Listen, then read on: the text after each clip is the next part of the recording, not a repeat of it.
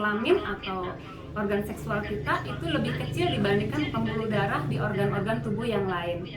Sehingga jika di daerah organ seksual sendiri sudah mengalami kerusakan, itu trigger atau ciri bahwa nanti akan muncul kerusakan-kerusakan di pembuluh darah yang berikutnya yang lebih besar lagi, contohnya jantung atau pembuluh darah yang otak atau yang lainnya.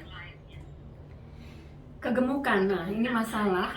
Saya banyak menjumpai di era pandemi ini ibu-ibu yang mengeluh, waduh makan tidur katanya gitu ya. Jadi badan lebih naik, ada yang 5 kilo, ada yang bahkan lebih ya.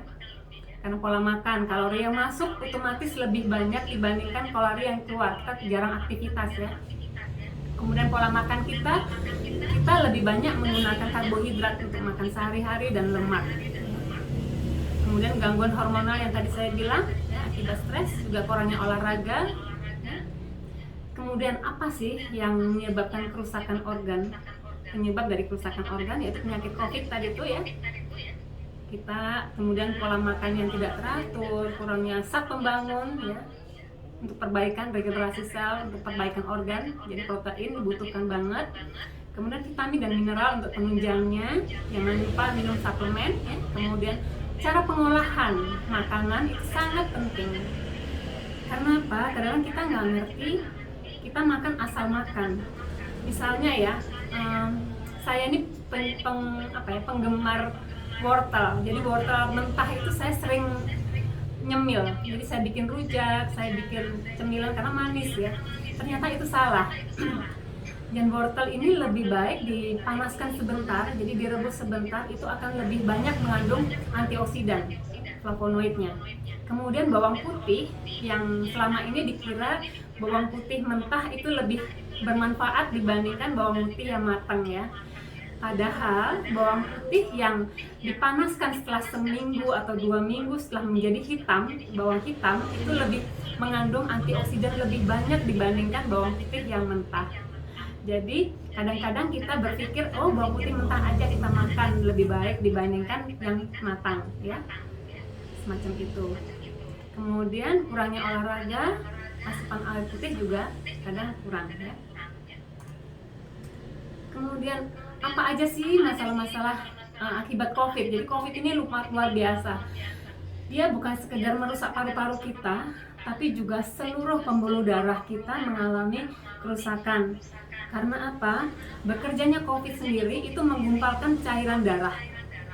Dari darah di daerah pembuluh darah akan mengalami penggumpalan, kemudian dahak di paru-paru juga mengalami pengentalan, sehingga aliran darah ke otak juga akan berkurang sehingga kita mudah pikun.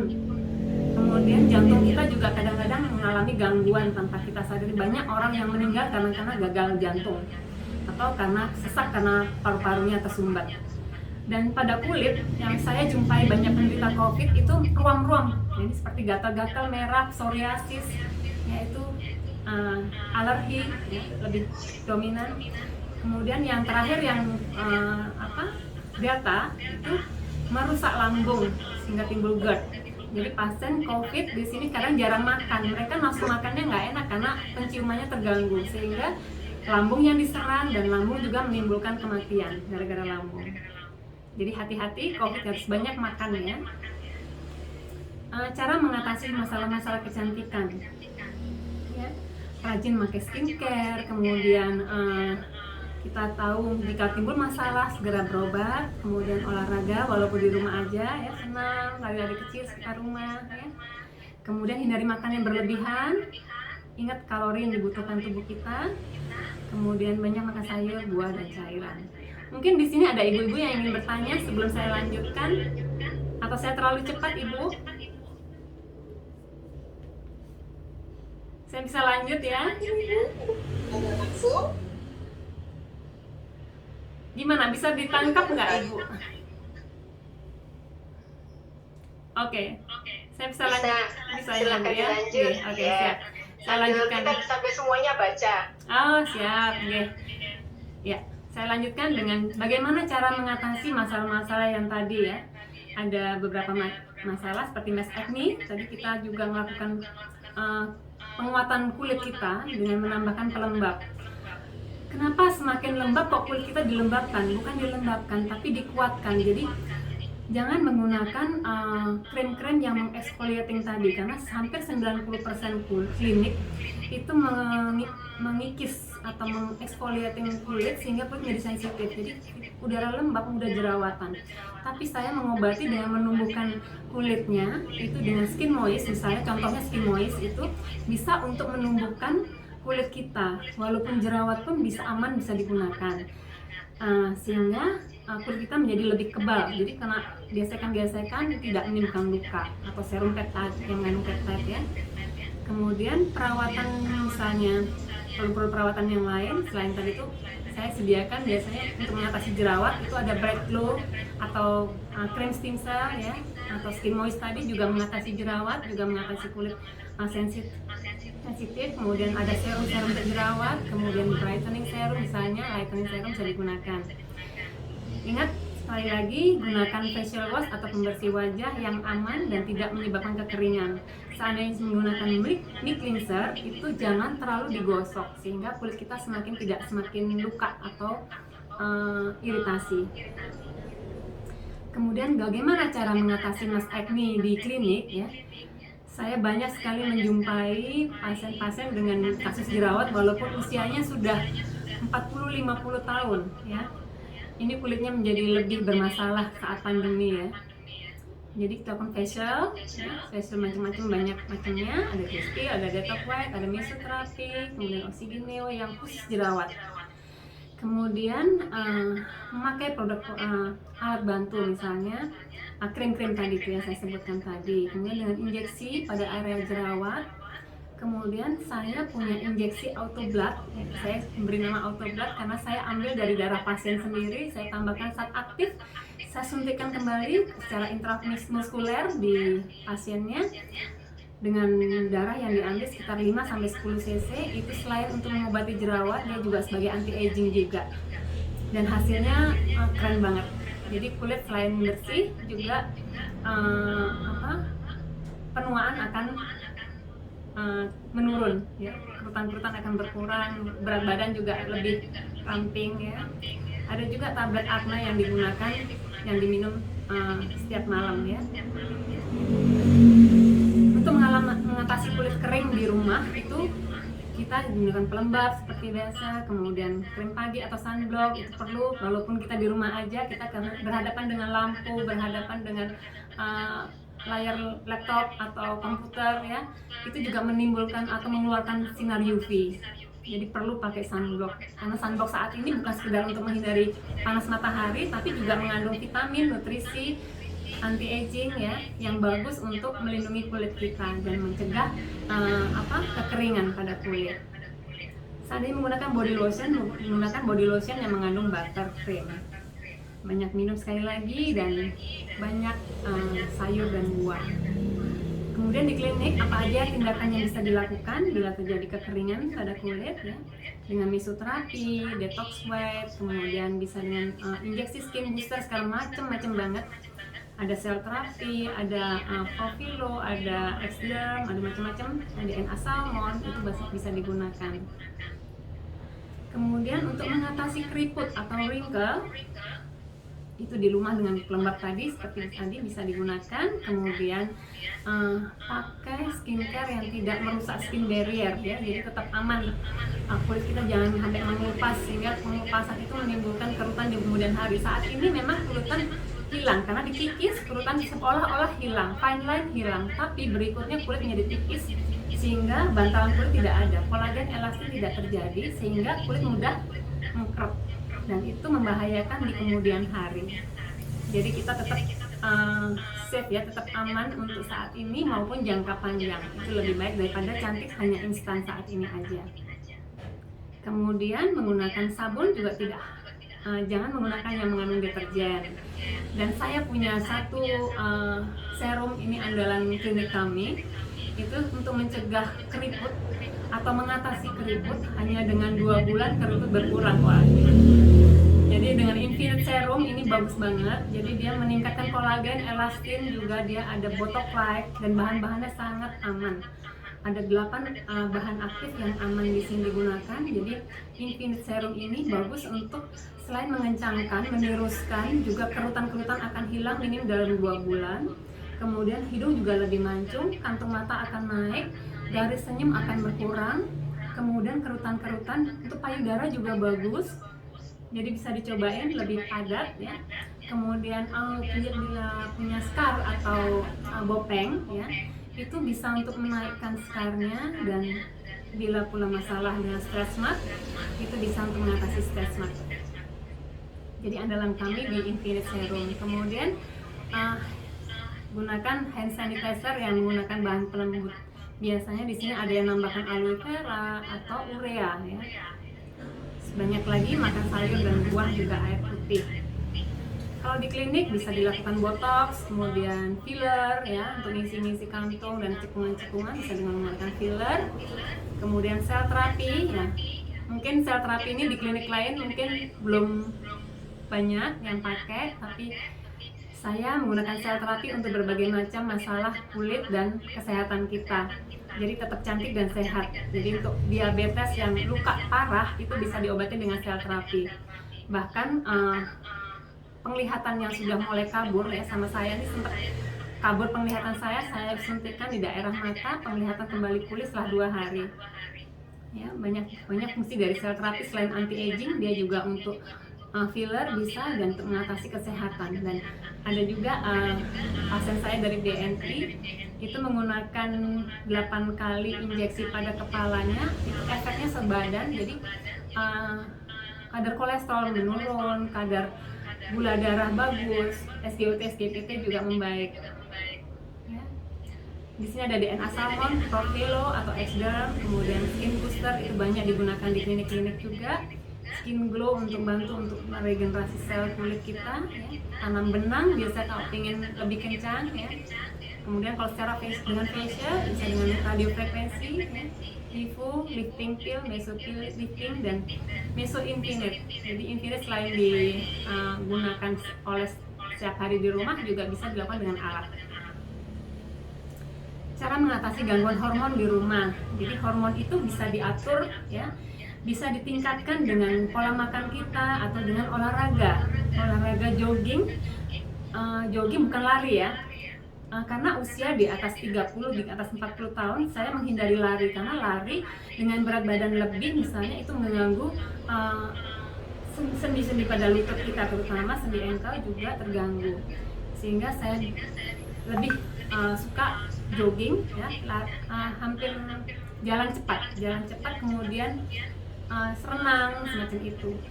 Dilakukan setiap 30 menit itu membakar kalori, tapi dilakukan 60 menit itu bisa untuk meningkatkan hormon-hormon tubuh kita, misalnya testosteron, estrogen, dan progesteron. Dan seminggu minimal 3 kali seminggu.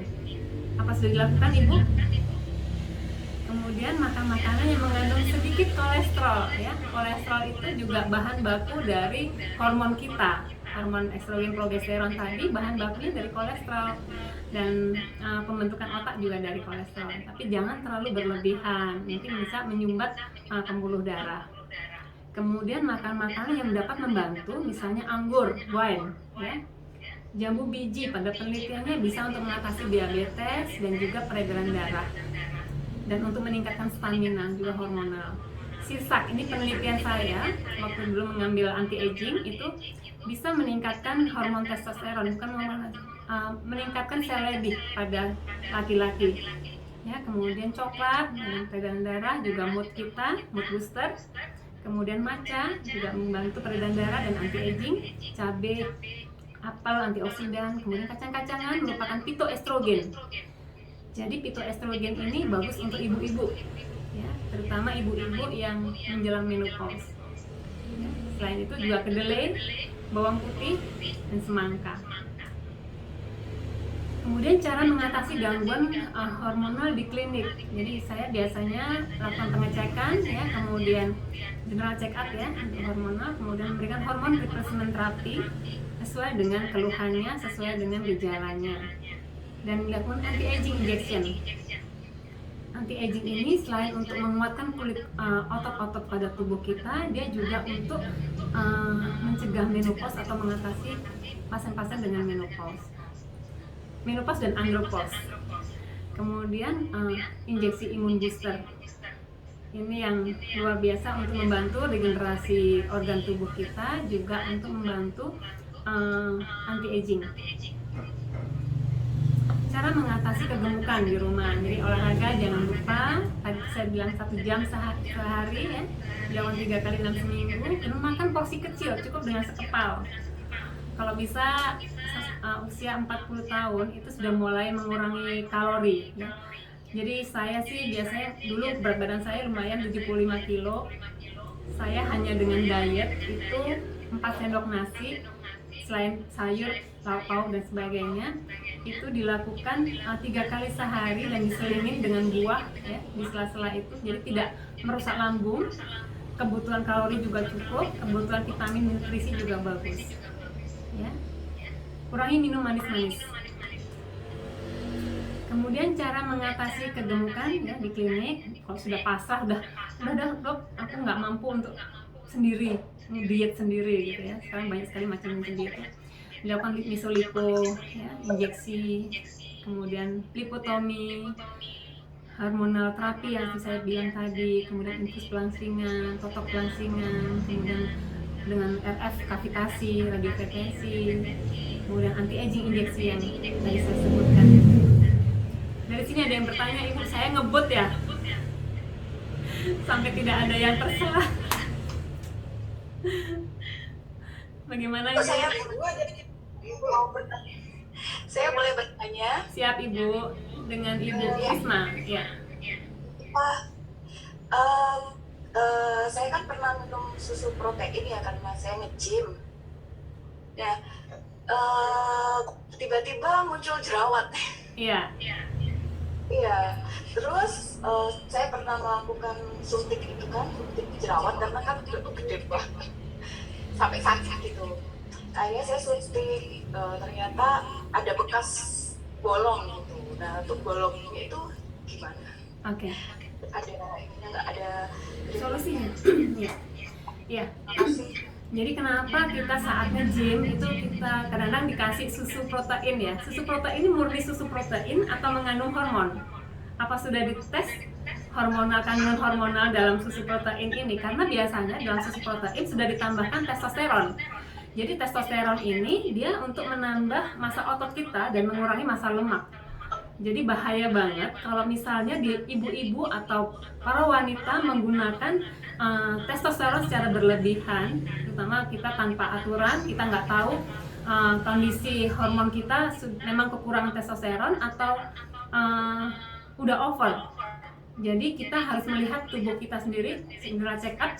Testosteron sedikit digunakan bagus untuk ibu-ibu untuk kita membentuk massa otot, tapi kalau berlebihan jadi nanti timbulnya jambang, bulu-bulu halus, kemudian suara lebih besar ya.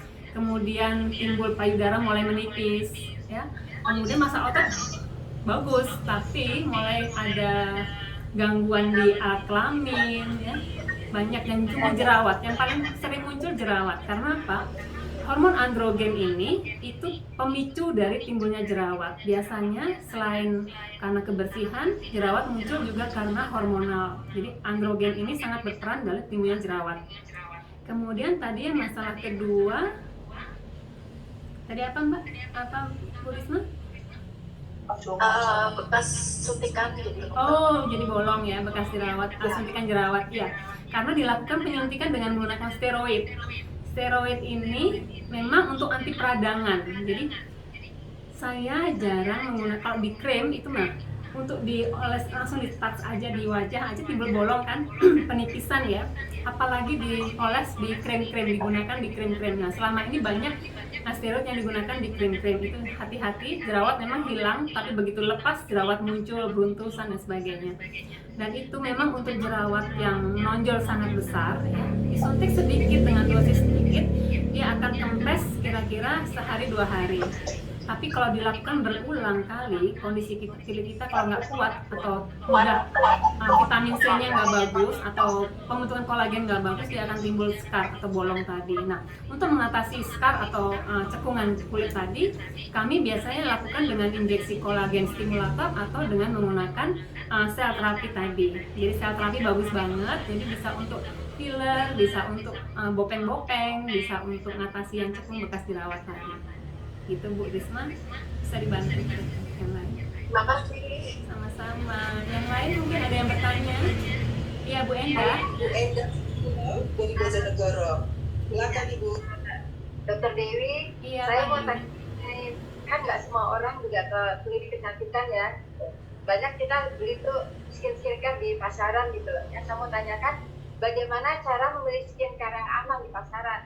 Misalnya skincare yang tidak menimbulkan kulit tidak mengusung beril ya, atau skincare yang tidak mengandung bahan berbahaya. Masalahnya kami ini kan awam ya. Saya hanya tahu tuh ada aja namanya paraben yang bisa menimbulkan kanker payudara, dan mungkin ada zat-zat lain yang juga ibu-ibu tuh awam gitu, apakah ini merusak atau tidak. Itu tuh keluh-keluhnya apa ya, kita cara memilih lagi memilih skincare yang aman buat kita pakai. Terima kasih Dokter Dewi. Ya, terima kasih Bu Indah dari Bojonegoro. Jadi gini, kalau kita menggunakan skincare itu kalau cepet reaksinya, jadi dalam waktu seminggu udah kinclong, udah putih, waspadain. Pasti ada steroid, hidroquinon, apalagi dengan harga yang sedikit murah, biasanya campurannya ya semacam itu. Jadi selain harga, selain kita lihat testimoni, biasanya testimoni kinclong banget, dalam waktu nggak sampai seminggu udah ada reaksi, kemudian kulitnya mulai menipis, merah. Kinclong tuh macam-macam, jadi kinclong jangan salah. Kadang kita bisa melihat kulit kinclong yang sehat dengan kinclong yang tipis, atau dengan penambahan zat aktif sehingga tampak lebih mengkilat. Itu juga bisa dilapisin kulit kita dengan zat aktif tadi, atau dengan memberi moisturizing yang lebih, sehingga lebih moist, lebih minyak, lebih glowing, semacam itu. Jadi memang agak susah mendeteksi. Kalau saya melihat gini baru mungkin bisa, tapi kita harus banyak latihan untuk melihat kulit yang sehat dan tidak. Biasanya daerah warna kulit kita itu nggak beda jauh antara organ tubuh yang lain, karena itu. Kemudian tidak ada kalau penipisan itu biasa sangat jelas, garis whiteningnya itu sangat jelas antara wajah, leher, dan badan, itu dibedakan yang sangat jelas. Jadi kalau kena panas mudah merah, nah itu ciri-cirinya yang berbahaya. Kemudian timbul garis-garis, orang-orang bilang urat-urat, padahal itu telangiektasis, jadi pembuluh darah mulai tampak. Kemudian muncul bulu-bulu halus pada area bawah hidung, kemudian jambang ya, bulu halus. Kemudian itu berarti mengandung steroid. Kemudian kulit kita menjadi lebih tipis, jadi kena boseran aja udah luka, kena panas merah dan sebagainya. Dari sini Ibu mungkin bisa dipahamin. Kalau dari kemasan rata-rata pakai Bepom Bu. Jadi mereka Bepom juga memperbolehkan dengan dosis misalnya 2% hidroquinon dan steroid, ada dosis tertentu yang bisa digunakan. Tapi itu sebetulnya untuk 3 bulan, jadi bukan untuk setahun 2 tahun. Kalau dilakukan tiap hari dan dilakukan setiap setahun 2 tahun itu bahaya banget. Makanya kenapa biasanya kalau yang menggunakan steroid hidroquinon harus menggunakan konsultasi dokter. Gimana Terima kasih dokter. Terima kasih. Mas-sama. Berarti butuh dipakai dulu ya, kita tahu. Kalau Ibu bukan pakai, sebetulnya ada testimoni. Sebetulnya misalnya kita bisa lihat testimoninya. Kemudian di situ bisa jarang menyebutkan steroid, karena steroid itu hanya biasanya dites di laboratorium. Jadi hidroquinon itu bisa dilakukan tes dengan di laboratorium biasanya untuk ngetesnya. Jadi nggak bisa hanya dengan gosokan emas ya. Dulu kan suka digosok emas, oh ini ngandung merkuri gitu kan. Sekarang nggak bisa, karena asam sitrat juga digosok emas juga hitam. Kemudian glutathione ya, itu aman buat dimakan, itu digosok emas juga hitam. Jadi kita susah untuk mendeteksi. Tapi kalau kulit kita begitu pakai, terus cepat putihnya, kemudian kita lihat kanan kiri, oh kelihatannya bagus, tapi kok instan ya, begitu pakai berikutnya setahun 2 tahun mulai timbul masalah. Nah itu yang berbahaya. Terima kasih Dokter Dewi. Sama-sama. Mungkin ada yang lain? Mau tanya Dok? Ya. Mau tanya Bu Fitri dari cabang Gresik. Iya Bu Fitri, selamat pagi. Pagi Dok, ini mau tanya untuk yang masalah untuk mengatasi kegemukan yang berhubungan dengan olahraga ya Dok. Iya Ibu. Jadi ini kan ada 2 pendapat untuk olahraga Dok. Misalnya untuk memulai aktivitas olahraga terutama di pagi hari ya Dok ya. Iya. Kita ada yang bilang kita harus sarapan dulu, misalnya dengan tinggi whey protein. Ada yang bilang olahraga harus dengan perut kosong, kan nanti hubungannya juga dengan kecantikan kulit ya Dok ya. Iya. Jadi kalau menurut dokter dari 2 tips ini mana Dok yang bagus untuk diterapkan terutama untuk olahraga pagi? Karena kalau untuk olahraga sore kita sudah diimbangi dengan nutrisi yang untuk siang hari gitu ya Dok ya. Ini untuk yang pagi misalnya memulai olahraga aktivitas di luar terutama gitu Dok. Iya, kalau olahraga itu dalam kondisi perut yang penuh atau terisi, itu juga nggak bagus karena lambung kita sedang mengolah makanan lagi kontraksi. Kemudian tubuh kita juga melakukan kontraksi, biasanya akan terasa rasa sakit daerah ulu hati ya. Jadi nggak nyaman, rasa nggak nyaman. Sebaiknya dilakukan 1 jam setelah kita sarapan misalnya, atau misalnya kalau mau nggak sarapan dulu, kita cukup dengan cookies atau makan buah ya, kemudian baru olahraga. Mungkin itu lebih nyaman. Dan minum air putih dulu, kalau saya boleh sarankan minum air putih ya. Atau permen kalau misalnya nggak sempat sarapan atau nggak makan cookies, bisa permen. Jadi ada kalori untuk kita bakar, jadi ada tenaga, paling nggak tenaga. Kalau lambung terlalu kosong juga kadang-kadang kita nggak tahu kan, semalam kita nggak makan atau makan terlalu sore, jadi kita kadang-kadang lemes saat kita olahraga, itu juga bahaya. Apalagi kita ngoyo pakai sepeda ya, sekarang ini pernah naik sepeda, saya lihat tanjakan ngoyo banget, tapi begitu di tengah-tengah pingsan. Nah itu yang bahaya. Mungkin Baik Dok, terima kasih untuk tipsnya. kalau bisa 1 jam setelah sarapan atau setelah makan. Ya, saya ingin bertanya. Ini ngecek Bu, sementara Ibu Diana lewat dari Ibu Dewi Wahyu dari Jombang Bu. Pertanyaannya, bagaimana cara memilih produk untuk kulit sensitif dan apakah serum baik untuk kulit sensitif? Kapan waktu yang tepat serum digunakan? Begitu Dokter, pertanyaan dari Ibu Dewi Wahyu. Iya. Kulit sensitif memang agak susah. Biasa sensitif karena pemakaian produk sebelumnya juga.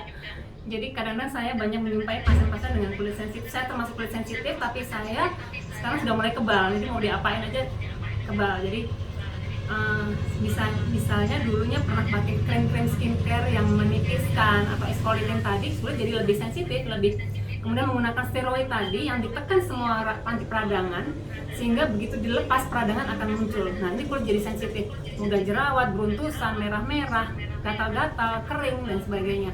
Nah untuk mengatasi ini tadi saya sebutkan itu bisa menggunakan pelembab yang menutrisi, yang ada peptidanya, ada proteinnya, yang membantu meredam juga jerawat kemerahannya, tapi tidak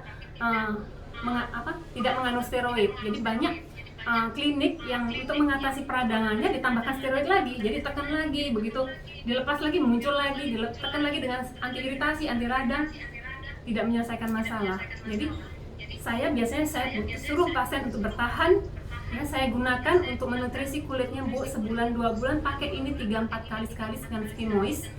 Jadi setelah kulitnya kebal, ibu akan kebal walaupun bersentuhan dengan orang jamuran, dengan masalah-masalah jerawat apa segala macam tidak akan tertular semacam itu. Kemudian serum tadi bisa digunakan asal kita tahu ingredientnya. Bahkan saya pernah menjumpai serum Centella ya, saya nggak tahu merek apa, tapi saya pernah dikomplain pasien, dok saya pakai serum ini bagus banget, pure Centella asiatica. Dan saya tahu Central Asiatica itu membantu untuk pemulihan kulit, tapi kulitnya kok makin kering, makin jerawatan, makin sensitif. Ya, saya nggak tahu dalamnya ada apanya gitu. Jadi hati-hati dengan orang yang bilang ini pure itu. Ya, kadang-kadang ada bahan aktif yang mereka juga tambahkan yang kadang merusak kulit kita. Jadi serum hati-hati dalam pemilihannya. Kemudian serum digunakan biasanya setelah pemakaian pembersihan. Jadi habis pakai sabun, kalau misalnya ada toner, gunakan toner, atau misalnya mic cleanser, jadi sabun, mic cleanser, toner ya bisa digunakan. Kemudian baru setelah itu menggunakan serum. Jadi bahan yang cair dulu, baru kemudian bahan yang lebih kental atau lebih padat konsistensinya. Semacam itu, Ibu. Mungkin saya bisa lanjutkan dulu berikutnya. Ya, silakan dilanjutkan dulu, Ibu. Oke, siap. Untuk Ibu yang mau bertanya, mohon di-hold dulu setelah pemaparan yang berikut ya, Bu ya. Terima kasih. Ya, oke. Tadi sudah mengatasi kegemukan di klinik ya, Ibu ya. Jadi dengan yang terakhir kemudian mengatasi kerusakan organ di rumah. Nah, karena kita bukan saja usia itu makin usia itu bukan saja tua secara ini, tapi organ tubuh kita juga mengalami kerusakan, penuaan. Kalau mesin mobil bisa ganti turun mesin ya, bisa ganti ya Bu. Tapi tubuh kita, bagaimana cara mengganti organ-organ tubuh yang mengalami kerusakan? Jadi karena kita lupa, kita asal makan, ya, kita harus banyak makan protein Ibu. Protein, vitamin, mineral harus kembali diupayakan. Kemudian suplemen. Jadi tambahan suplemen itu dibutuhkan karena kita kadang tidak merasa, tidak tahu apa yang kita makan sudah mengandung kebutuhan sesuai dengan kebutuhan tubuh kita enggak. Seperti vitamin C, omega 3. Kenapa kok omega 3? Karena omega 3 ini saya luar biasa ada pengalaman bagus dengan omega 3 karena omega 3 anti peradangan alami. Anti peradangan ya, yang dari bahan ikan ya. Kalau suhu tubuh saya mulai panas, saya cukup minum omega 3 2 dan yang 1000 mg itu 2 tablet langsung saya minum, itu badan saya sudah langsung turun. Ya, kemudian vitamin C, vitamin E. Ya, kalau untuk mengatasi masalah COVID tadi, jadi paru-paru yang sudah mengalami pneumonia atau kerusakan pada jaringan paru-parunya, bisa gunakan glutathione. Glutathione ini bagus digunakan dikombin dengan vitamin C untuk mengatasi kerusakan pada paru-paru misalnya atau organ tubuh yang lain. Kemudian vitamin D3 bagus juga untuk tulang, kulit, dan juga untuk kanker. Jadi para pasien dengan kanker, vitamin D3 dilakukan dan dilakukan pengecekan. Dan kebanyakan orang Indonesia atau Asia itu beruntung dengan iklim tropis ini karena vitamin D3 dari luar bisa kita dapatkan gratis ya. Tapi kok malah di sini di Indonesia ini banyak yang mengalami kekurangan vitamin D3 setelah dilakukan pengecekan dan harus ditambahkan dari luar. Ya. Sekarang udah banyak macam-macam dosis, mulai dari yang kecil sampai ada yang 5.000, 10.000 ya. Kita harus wise dalam menggunakan vitamin D3 ini karena dia tidak dibuang lewat urin ya. Kemudian gunakan glukosamin bila mengalami peradangan pada sendi kayak gitu. Kemudian kalsium, zinc untuk mengatur hormonal kita. Kemudian banyak minum air putih sekali lagi ya. Kemudian hindari polusi, zat beracun ya. Kemudian zat pewarna, pengawet makanan ya, makan makanan di luar yang mengandung perasa macam-macam ya, itu hindarin. Kemudian kebiasaan merokok itu berbahaya, minuman beralkohol yang terlalu berlebihan juga berbahaya. Bagaimana cara mengatasi kerusakan organ saat kita di klinik atau di rumah sakit? Yaitu dengan memberikan obat-obat yang untuk mengatasi organ-organ tubuh yang mengalami sakit seperti paru-paru, jantung dan sebagainya. Kita terapi dulu sesuai dengan penyakitnya, kemudian kita perbaiki organ tubuhnya. Kemudian memberikan nutrisi yang cukup seperti protein tadi, infus vitamin C kalau di klinik kami. Untuk mengatasi post COVID dengan dilakukan injeksi whitening. Injeksi whitening di sini komposisinya bagus banget, selain asam amino, vitamin C, antioksidan dan juga whitening glutathione. Itu juga bagus juga untuk mengatasi gangguan-gangguan pada masalah-masalah organ tubuh karena COVID. Kemudian injeksi sel terapi yang saya sebutkan tadi untuk scar, untuk filler, untuk repair atau face contouring, sel terapi juga untuk mengatasi sendi-sendi yang rusak, ya, kemudian organ tubuh yang sakit. Di Jepang dan di Rusia, sel terapi ini banyak digunakan. Mereka menggunakan bahkan di rumah sakit diinjeksikan hampir setiap hari. Kemudian sel terapi ini juga saat ini sudah mulai berkembang. Saat ini sudah mulai banyak yang menggunakan penelitian menggunakan stem cell. Stem cell memang lumayan mahal, tapi itu sudah dicobakan pada penderita diabetes, pada penderita osteoartritis dan gangguan disfungsi seksual. Itu sangat luar biasa hasilnya. Dan untuk anti-aging, kemarin dilakukan di Bali penelitiannya. Dan infus albumin biasanya kok sudah mengalami gangguan. Nah, gimana kita cantik di era pandemi itu pakai skincare-nya apa aja sih sebetulnya? Jadi wajibnya apa aja? Kita wajib membersihkan wajah kita dengan sabun, ya. Kita bisa juga dengan mic cleanser, tapi saya jarang menggunakan mic cleanser karena saya takut jika saya memberikan mic cleanser pada pasien itu mereka suka mengusap dengan kapas, ya. Kadang-kadang ngusapnya kalau pelan-pelan nggak apa-apa, tapi kadang dikuatin sampai iritasi. Nah, saya paling nggak suka dengan tindakan-tindakan kekerasan pada wajah. Jadi hindari pengupasan, hindari gosokan. Itu saya selalu memberi warning ke pasien, hindari gosokan, ya. Jadi saya cukup menggunakan sabun, yang penting rata, usahakan tanpa tekanan, yang penting rata aja, itu sudah membersihkan. Sudah saya coba dengan menggunakan foundation waterproof pun, saya bersihkan hanya dengan sabun, dengan usapan yang ringan, itu bisa cukup membersihkan. Kemudian toner, penggunaan toner itu di-tap-tap aja untuk meringkas pori-pori, dan juga toner di sini banyak zat aktif, sebetulnya bisa ditambahkan zat aktif yang bisa untuk membantu meresapkan krim-krim yang lain ke dalam kulit kita. Kulit kita menjadi lebih mudah cerah dan mudah glowing, ya, pori-pori halus, kencang, semacam itu.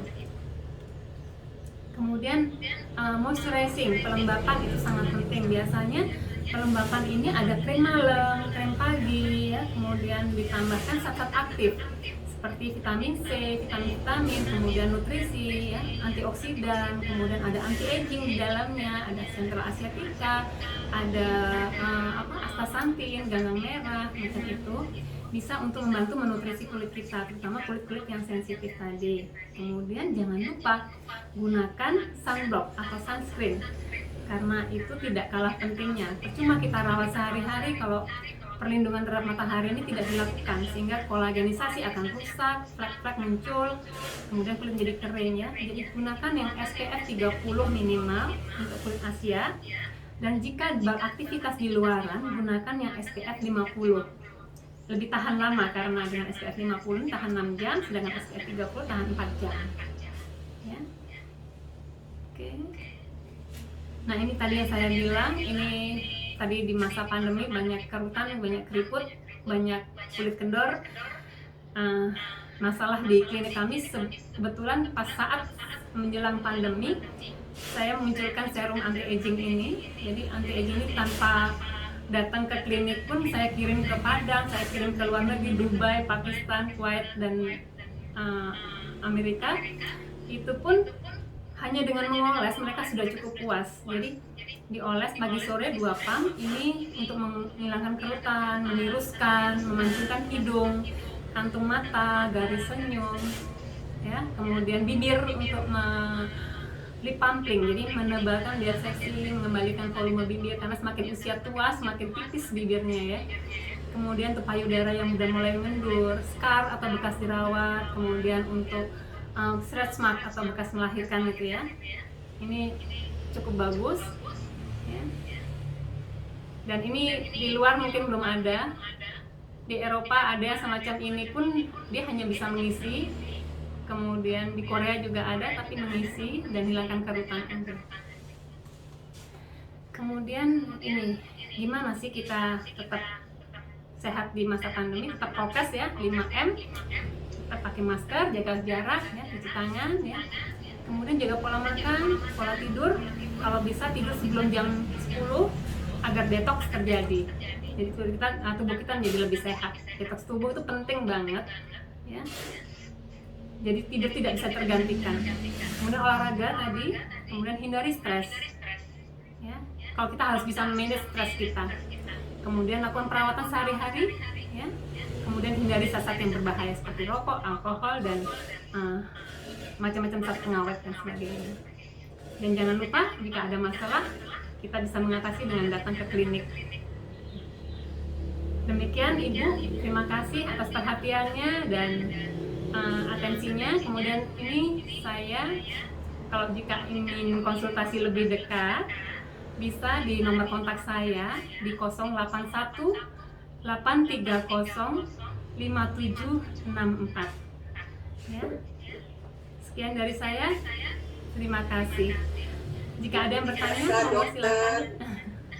Banyak dokter, luar biasa paparannya, banyak ini menarik sekali. Ya, semoga bermanfaat. Tapi ada pertanyaan lagi dari Ibu Iva Heri. Iya, Ibu. Pertanyaannya, Kak Dok, tanya, kita sebagai ibu rumah tangga tiap hari memasak di rumah, sering tertekan. Ibu maaf, di mute Bu. Maaf Bu. Ya. Ada pertanyaan Ibu Iva Heri, saya ulangi ya Bu ya. Ini khas ibu rumah tangga nih, kan kita sering masak di rumah, sering kena uap di masakan, sedangkan kita sudah memakai krim siang untuk perawatannya. Apakah itu tetap akan menimbulkan flek, Bu? Gini, kenapa kok udara panas, uap panas itu bisa menimbulkan flek? Itu karena pembuluh darah saat udara panas, itu pembuluh darah melebar. Pembuluh darah yang melebar ini lebih rentan untuk pecah. Dan saat pembuluh darah pecah, kandungan dari darah itu sendiri mengandung Fe atau mengandung hemosiderin. Hemosiderin ini yang menyebabkan warna kulit kita menjadi lebih gelap. Jadi dia bisa merembes lewat pembuluh darah ini, misalnya pembuluh darah ini merembes lewat sini, celah-celah ini tadi, karena pembuluh darah melebar ya, menimbulkan celah. Dan ini sel darah merah yang mengandung sel darah yang mengandung hemosiderin ini meresap di sekitar pembuluh darah tadi dan memberi warna sekitar pembuluh darah. Jadi banyakkan flek-flek yang timbul itu sesuai dengan aliran darah pembuluh darah kita. Jadi di sekitar pembuluh darah timbul freckles, timbul bintik-bintik hitam. Nah itu flek karena timbulnya akibat panas kompor, panas matahari, panas suhu, kayak gitu Ibu. Oke. Ibu Kaeli sudah terjawab ya pertanyaannya Bu ya, udah si dokter. Hindari panas walaupun menggunakan sunblock Ibu. Sedapat mungkin hindari panas. Kenapa Bu? Sedapat mungkin menghindari panas walaupun sudah menggunakan sunblock. Jadi suhu yang panas bisa melebarkan pembuluh darah. Meskipun uap masakan itu juga efek ya Dok ya? Iya Ibu. Itu yang tanpa kita sadari ya Dok ya? Iya, kadang kita berhadapan dengan laptop ini juga UV yo. Nah benar. Terus ada pertanyaan lagi Dok ya, dari Ibu Rahmati Ogesin. Iya. Mengenai suntik vitamin C, apakah itu efektif Dok? Untuk whitening, untuk kesehatan, apa itu ada dampak negatifnya nggak? Suntik vitamin C. Oke, vitamin C itu sangat bagus Ibu. Vitamin C yang seperti apa dulu? Karena ada 21 macam vitamin C. Ada ascorbic acid, ada ascorbil. Jadi ada juga yang bentuk bentuk basanya, ya macam-macam vitamin C. Nah, vitamin C yang bagaimana yang digunakan dan kemudian dosis berapa? Memang asam askorbat yang dibutuhkan hanya 50 mg untuk tubuh kita, tapi tubuh yang sehat, bukan tubuh yang sedang sakit. Kalau tubuh yang sedang sakit akan membutuhkan